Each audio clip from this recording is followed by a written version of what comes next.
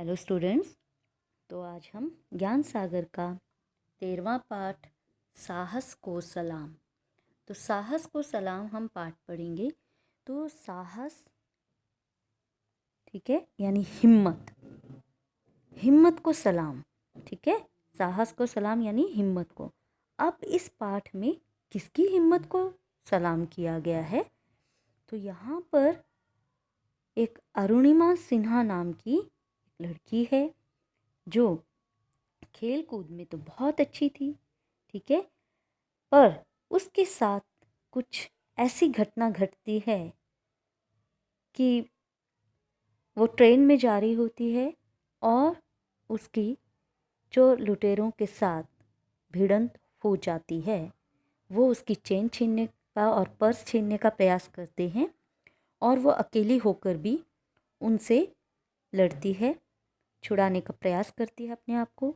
लेकिन वो लोग उसको चलती ट्रेन से उठाकर बाहर फेंक देते हैं। अब चलती ट्रेन से यदि किसी को बाहर फेंका जाए तो उसका क्या हाल होगा, ये तो आप स्वतः ही सोच सकते हैं। तो चलती ट्रेन से जब उसको फेंका गया तो दूसरी पटरी से भी ट्रेन आ रही थी, जिससे टकराकर वो पटरी पर गिर गई बीच में और वहाँ पर बुरी तरह से वो घायल हो जाती है। घायल होने के साथ साथ उसमें इतनी शक्ति भी नहीं रहती कि वह उठे, और चूहे जो थे बड़े बड़े वो उसके घावों को और उनको बिल्कुल, वो भी उसको काट रहे थे और पाँव को कुतर रहे थे। लेकिन उसमें इतनी शक्ति नहीं थी कि उठकर वो कुछ करे या भागे। तो सुबह जब होती है तो गांव के कुछ लोग उसे जब देखते हैं तो उसे उठाकर अस्पताल पहुंचाते हैं। रीढ़ की हड्डी भी उसकी टूट जाती है, बचने की कोई उम्मीद नहीं रहती। बाईं टांग को काटकर उसके अलग कर दिया जाता है। अब सोचिए, जो इतने हिम्मत वाली लड़की और खेल कूद में भी अच्छी, उसकी पूरी एक टांग को काट दिया जाता है। बरेली में उसको अस्पताल जो होता है, लखनऊ मेडिकल कॉलेज में, वहाँ पर उसको पहुँचाया जाता है। तो वहाँ पर बेचारी वो देखती है कि ये क्या है, उसको कुछ दिखाई नहीं देता, कुछ समझ में नहीं आता। बड़े मतलब हिम्मत से उसकी जवाब दे जाती है कि अब क्या करें। लेकिन वो बिस्तर पर पड़े पड़े उसने एक बार सोचा कि भगवान ने मुझे अगर ऐसा बनाया है, विकलांग बना दिया मुझे, तो ठीक है भगवान, अगर आपने मुझे विकलांग बनाया है तो ठीक है, अब मैं इसको स्वीकार करती हूँ। और मैं ये विकलांग, ये वो दृढ़ संकल्प लेती है उस समय कि मैं विश्व की सबसे ऊंची चोटी पर जाके तुझे धन्यवाद करूंगी।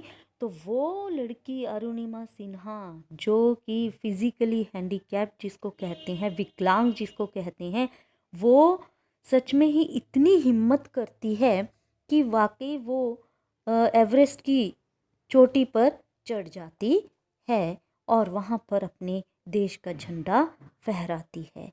तो उसको फिर राष्ट्रपति भवन में उसको पुरस्कृत किया जाता है, ठीक है। राष्ट्रपति भवन में उसको पुरस्कार दिया जाता है, सर्वोच्च सम्मान पद्मश्री उसको दिया जाता है। और उससे पहले जब उसने, क्योंकि देखो एवरेस्ट पर चढ़ने के लिए पहले कोशिश तो करनी पड़ेगी, हिम्मत तो करनी पड़ेगी।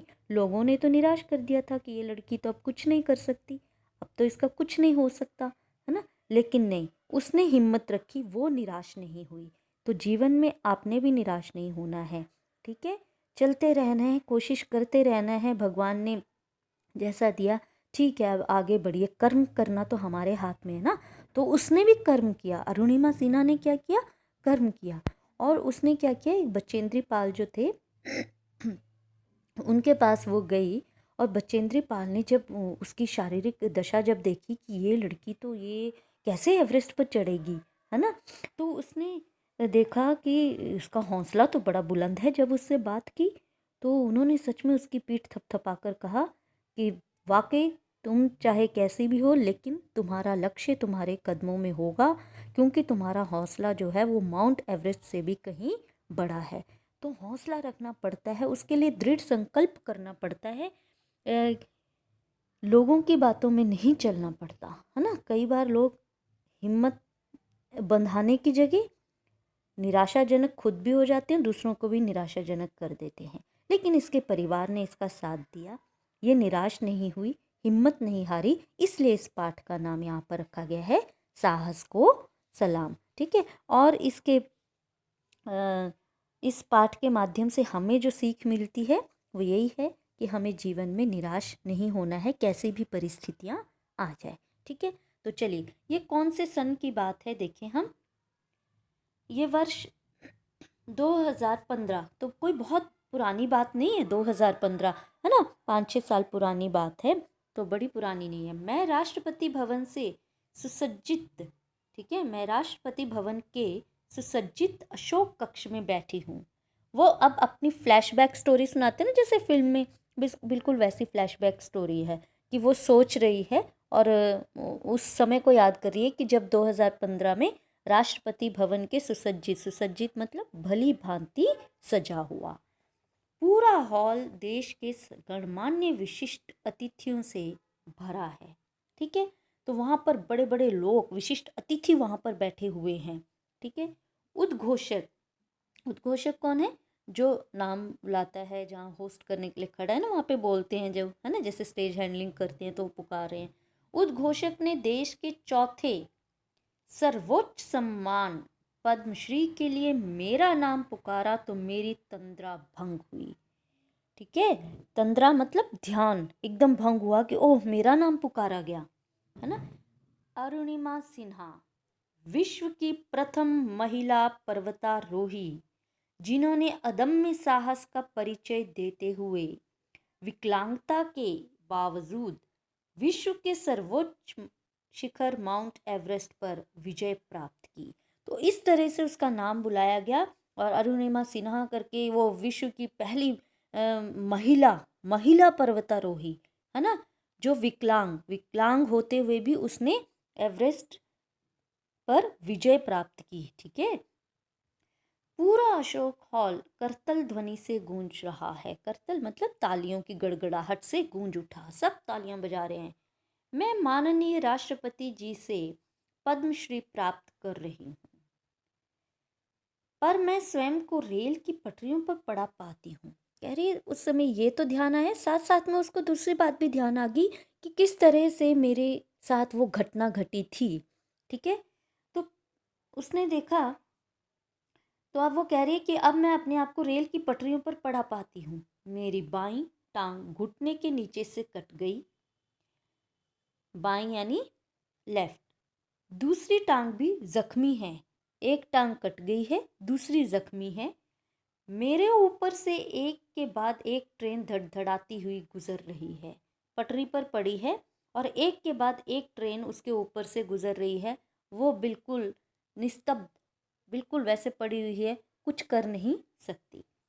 रीढ़ की हड्डी में भयानक पीड़ा हो रही है। जो उसके साथ उस समय सिचुएशन हो रही थी, जो उस समय उसके साथ घट रहा था, वो सारी वही बातें बता रही है। वह भी कई जगह से टूट गई है, रीढ़ की हड्डी टूट गई, बाईं टांग कट गई।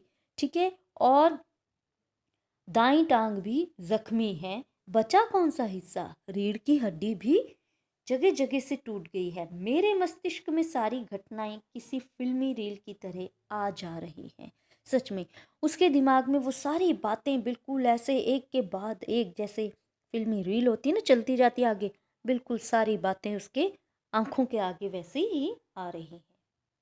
12 अप्रैल 2011 का अभागा दिन। अब ये जब वो घटना घटी थी 2015 में, तो उसको क्या मिला था? पद्मश्री मिला। लेकिन जो ये घटना घटी थी रेल वाली, जहाँ से इसको फेंका गया था, वो 12 अप्रैल 2011 का अभागा दिन था। ठीक है। मैं लखनऊ से पद्मावती एक्सप्रेस से दिल्ली जा रही थी। इसको भी अंडरलाइन करेंगे, वैसे ऊपर भी अंडरलाइन करने के लिए था, मेन पॉइंट्स। कहाँ जा रही थी ये? लखनऊ से पद्मावती एक्सप्रेस से कहाँ जा रही थी? दिल्ली जा रही थी। ठीक है।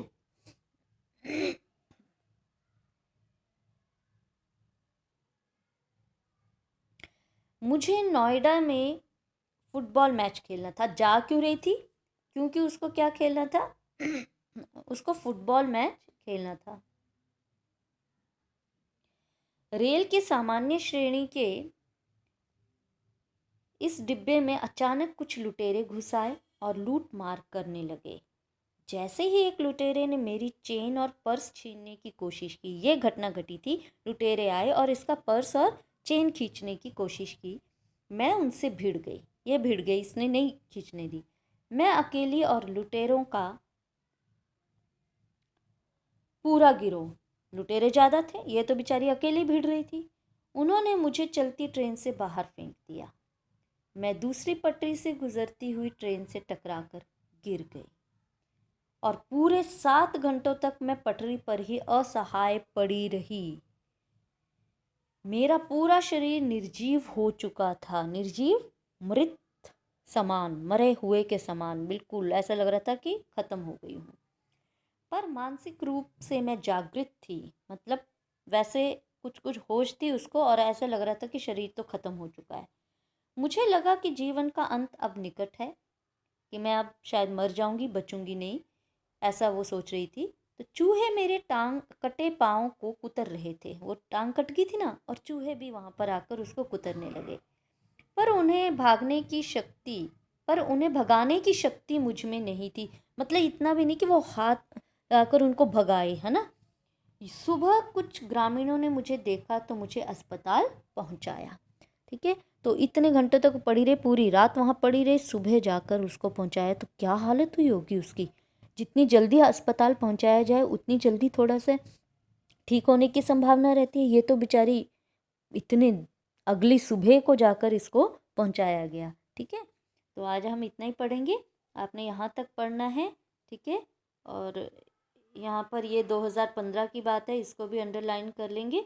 और सर्वोच्च कौन सा सम्मान इनको प्राप्त हुआ था, 15 की बात है।